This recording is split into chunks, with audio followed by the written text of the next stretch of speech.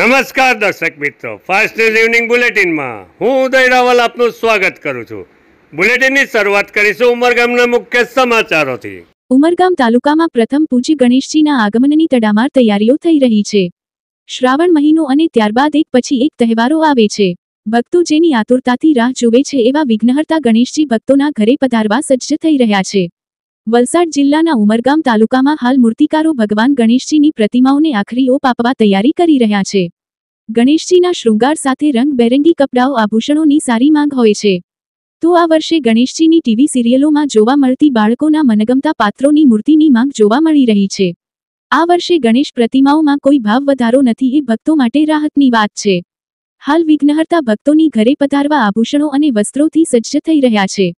તો મૂર્તિકારો પણ ગણેશ પ્રતિમાઓમાં પ્રાણ ફૂંકતા જોવા મળી રહ્યા છે। રાહતની વાત એ છે કે આ વર્ષે કોઈ ભાવ વધારો નથી, જે બાબત ગણેશ ભક્તો માટે મોટી છે। ઉમરગામ તાલુકામાં ભક્તોની જ નિવાસે વિઘ્નહર્તાની સ્થાપના કરી ભક્તિ ભાવપૂર્વક ગણેશ ઉત્સવની ઉજવણી કરતા જોવા મળે છે। ગત વર્ષે આશરે 800મી વધુ શ્રીજીની પ્રતિમાનું 1.5 દિવસ માટે સ્થાપન કરાયું હતું। પ્રથમ પૂજ્ય દેવ શ્રી ગણપતિમાં ભક્તોની અતૂટ શ્રદ્ધા જોવા મળે છે। વર્ષોથી ગણપતિ બનાવવામાં આવે છે અને અત્યારે કલરકામ ચાલુ છે અને એમાં જે ગણપતિ પ્રકારની બધી પ્રકારની ગણપતિઓ મળશે, જેમ કે છત્રપતિ શિવાજી મહારાજ, કૃષ્ણ ભગવાન, અને જેમ કે હમણાં નવી ટીવીમાં પિક્ચરો આવવામાં આવ્યા છે, તો તે પ્રકારની જે લોકો કસ્ટમર તે લોકોની ડિમાન્ડમાંથી લઈને આવ્યા છે ફોટો, એવી પ્રકારની ગણપતિ પણ બનાવીએ છીએ અમારે ત્યાં। અને અત્યારે કલરકામ ચાલુ છે અને જેવી રીતે જ્વેલરીઝ પહેરાવવામાં કહે છે કસ્ટમર લોકો ડિમાન્ડ પર અમે પહેરાવીને આપીએ પણ છે। અને એવી જ રીતે બહુ બધી ગણપતિઓ અત્યારથી તો બહુ બધી જ થઈ ગઈ છે। અને ઉમરગામ બારી બારિયા સમાજ હોલ ખાતે શ્રીમદ ભાગવત કથાને વિરામ અપાયો। ઉમરગામ કામલી સમાજ દ્વારા ડિસેમ્બર માસમાં શ્રીમદ ભાગવત કથાના આયોજનનો સંકલ્પ કરાયો। ઉમરગામ તાલુકાના બારી બારિયા સમાજ દ્વારા દર વર્ષે શ્રાવણના પવિત્ર મહિનામાં કથાનું આયોજન કરવામાં આવે છે। અગાઉ રામાયણ કથાનું આયોજન કરવામાં આવ્યું હતું। હાલમાં બારી બારિયા સમાજ હોલ ખાતે શ્રીમદ ભાગવત કથાનું આયોજન કરવામાં આવ્યું હતું। કથાકાર પૂજ્ય સુનિલભાઈ યાજ્ઞિક દ્વારા કથાનું રસપાન કરાવવામાં આવ્યો હતો। મોટી સંખ્યામાં શ્રોતા ભક્તોએ કથા શ્રવણ કરી ધન્યતા અનુભવી હતી। સોમવારે કથાને વિરામ આપવામાં આવ્યો હતો। ઉમરગામ કામલી સમાજ દ્વારા આગામી ડિસેમ્બર માસમાં નવનિર્મિત માતાજીના મંદિર ખાતે શ્રીમદ ભાગવત કથાના આયોજનનો સંકલ્પ લેવાયો હતો। કથાકાર પૂજ્ય સુનિલભાઈ યાજ્ઞિક ડિસેમ્બર માસમાં શ્રીમદ ભાગવત કથાનું રસપાન ભક્તોને કરાવશે। અમારું જૂના ઉમરગામ મંડળ ફક્ત બારી બારિયા સમાજ નહીં, ઘણા બધા સમાજોથી અમારે સંકળાયેલા છીએ।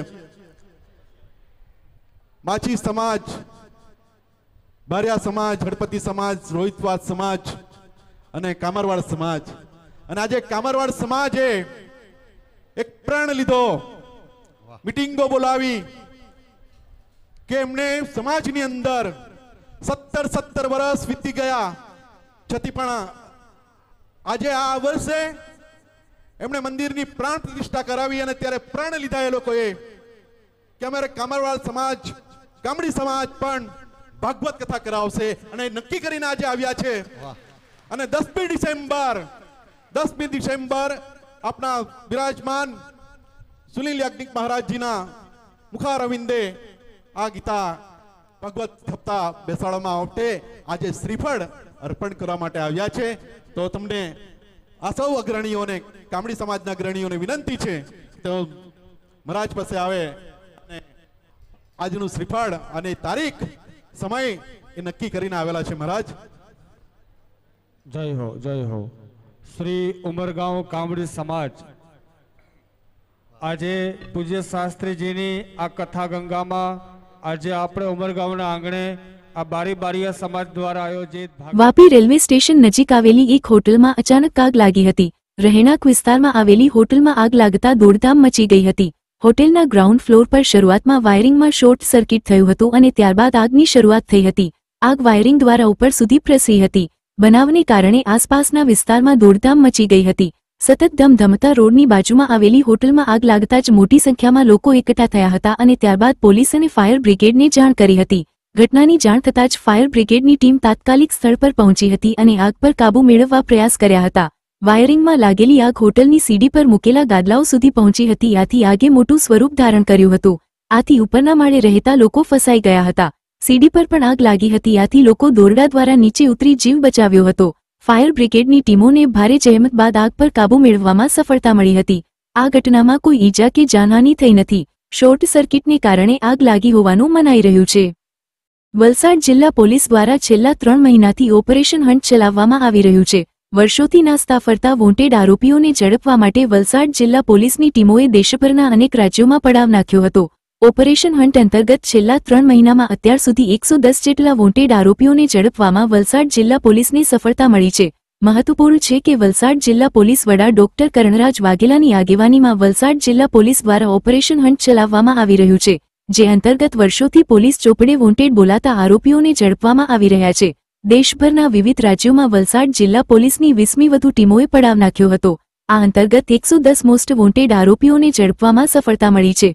પોલીસના હાથે ઝડપાયેલા આરોપીઓમાં લૂંટ, ધાડ, દુષ્કર્મ, ચોરી, arms act, NDPS, contract killing, હત્યા સહિતના ગંભીર ગુનાઓના વોન્ટેડ આરોપીઓનો સમાવેશ થાય છે. ક્રાઇમ બ્રાન્ચ વલસાડ જિલ્લાની SOG વલસાડ જિલ્લાની પેરોલ ફરલો અને એની સાથે સાથે દરેક પોલીસ સ્ટેશનમાં એક સ્પેશિયલ ટીમ બનાવવામાં આવી હતી. 20થી વધુ અલગ અલગ ટીમો સમગ્ર જિલ્લામાં કાર્યરત કરવામાં આવી હતી અને આ તમામ ટીમો દ્વારા ટેકનિકલ ઇન્ટેલિજન્સ, હ્યુમન ઇન્ટેલિજન્સ આધારે સમગ્ર ઇન્ડિયા દેશના 20થી વધુ રાજ્યોમાં ટીમો મોકલીને 3 મહિનાની અંદર મે, જૂન અને જુલાઈ 3 મહિનાની અંદર કુલ 110 નાસ્તા ફરતા આરોપીને પકડી પાડવામાં ખૂબ મોટી સફળતા માનનીય રેન્જ IG પ્રેમવીરસિંહ સાહેબના માર્ગદર્શનમાં વલસાડ જિલ્લા પોલીસને મળી છે.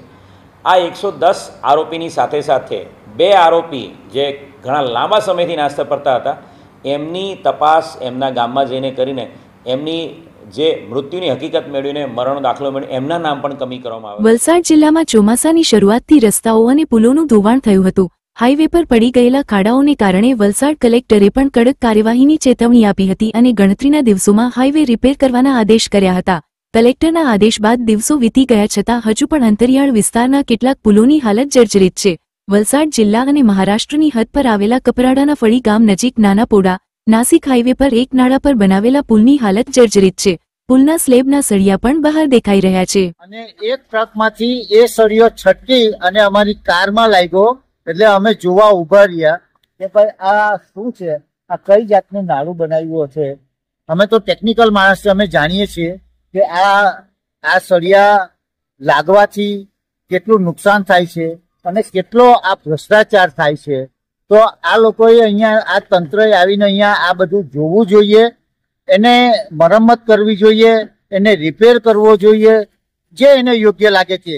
પણ એકવાર મુલાકાત કરીને આવીને જુઓ, અહીંયા બધી ટ્રકો એટલી ધીમી સ્પીડે જાય છે કેમ કે દરેકને ડર રહે છે પોતાના ટાયરની અંદર આ સળિયો. તમે જો આ દિવસે તો માણસ સળિયા જોઈને ઉભા બી રહી જશે, રાત્રે શું કરશે?